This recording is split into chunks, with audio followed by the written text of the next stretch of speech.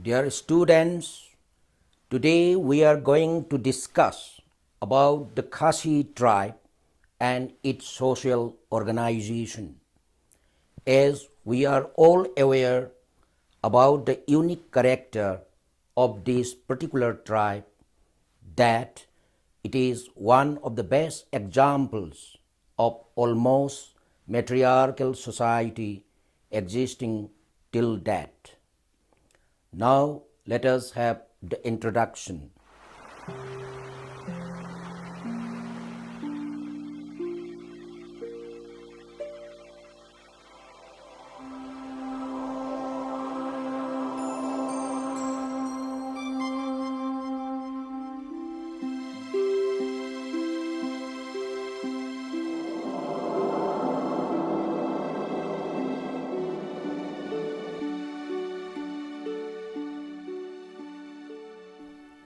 The Khasi are an indigenous tribal people who live in Khasi and Jaintia hill districts of Meghalaya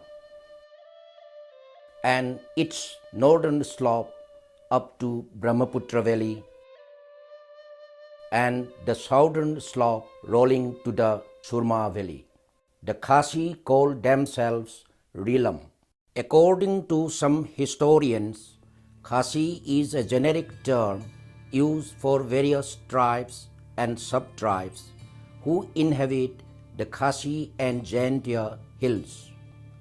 The Khasi have old and rich oral tradition which reveals a hidden truth of their past. Generally, they are descendants of Mon Khmer speakers who migrated from Yunnan to Meghalaya, and thus they are of East Asian origin. The Khasi is a matrilineal community. It is just not the matrilineal character, but some other typical characters differentiate the Khasi from the other tribes of Northeast India.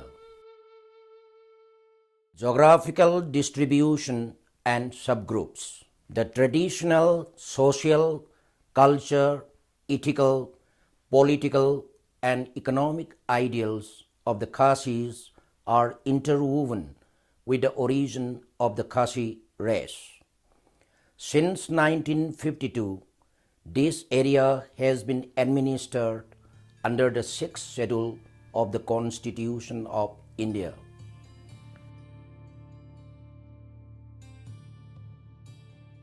This tribe is divided into 4 main subgroups.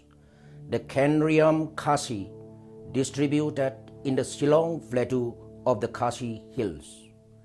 The Panar Khasi of the Jaintia hills. The ware Khasis inhabiting in the west and south slopes of Meghalaya. The Voi Khasi settled in the lowlands. Clans. Some of the important Khasi clans known as Kur are Lingdo, Kharangkor, Dangdol, Soklet, Marwaning, Simle, etc. The clan or Kur is the nucleus of Khasi life. Members of a clan trace their descent from a root ancestress, and all clans are bound together by strict ties of religion, ancestress worship, and funeral rites. All social, cultural, and political institutions revolve around it. The clans of the Khasi are reckoned through mothers. Mother is regarded as a custodian of family rites and religious performances. Choosing of mate from one's own clan is regarded as a great sin. After marriage, a man becomes a member of his wife's clan. He goes to live with wife in their house. Marriage.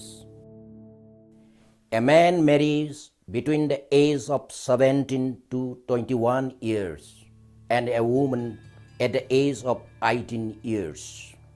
Marriage is strictly monogamous.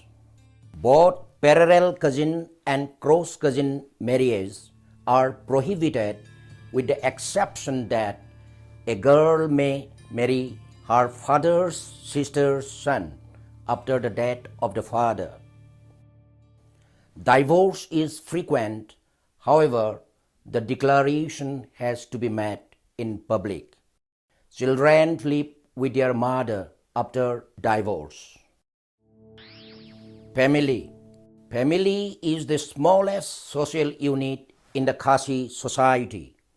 A family is composed of the grandmother, her daughter, their husbands, and children. The permanent members are the daughters who, after their marriage, settled in their mother's family along with their husbands. In the Khasi society, the most common office is the house of the youngest daughter, known as Ling Khadua of the family.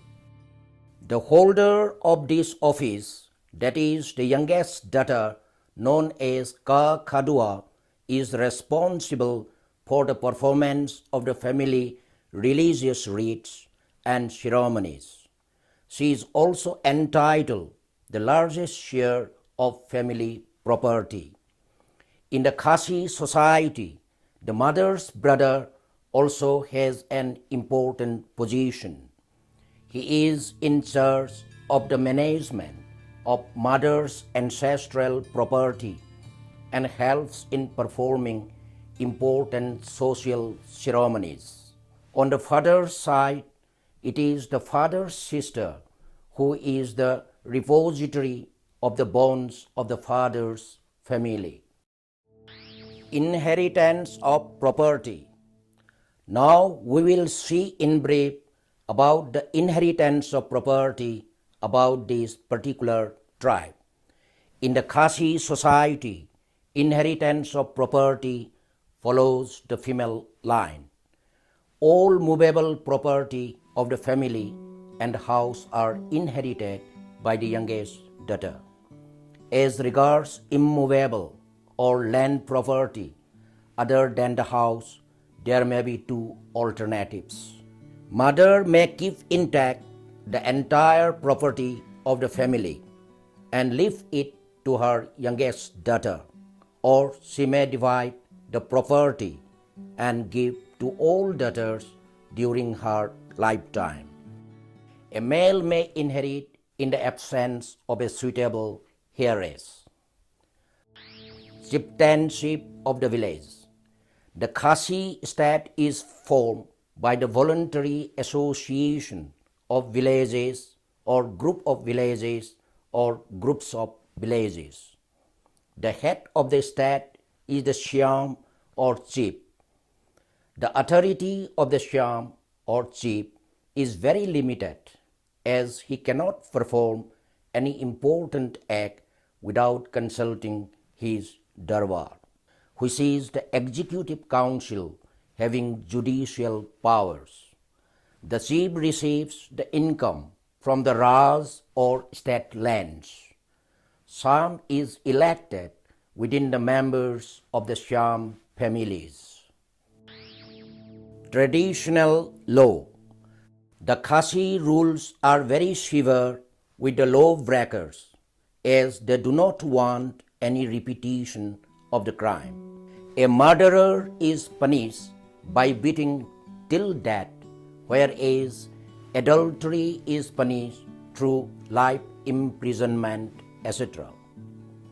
All petty offences are dealt in local council, whereas great crimes are finalized at the court of central jurisdiction. Religion. A very unique feature of the Khasi is that they do not follow idol worship. Their worship is offered towards the spirits, and the people also propitiate the dead ancestors. They believe in transmigration of souls. All religious rites and ceremonies are usually performed by the clan through a priest known as Lingdo. Individual households also possess their own small domestic shrines.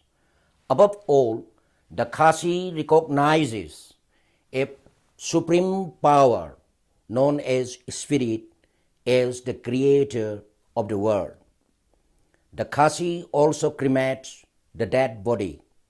The dead body of Shyam is generally mummified by immersing the corpse into liquor. Sometimes such mummified corpse is left uncremated for years together. Now let us have the conclusion. After going through a detailed discussion about the various aspects of social structure which comprises a khasi society, we can conclude that the khasi social organization is almost matriarchal. However, the khasi society yields the conclusion that privileges do develop as a consequence of matrilineal descent, matrilocal residence, and inheritance of property through the female line only, which add to the status of women.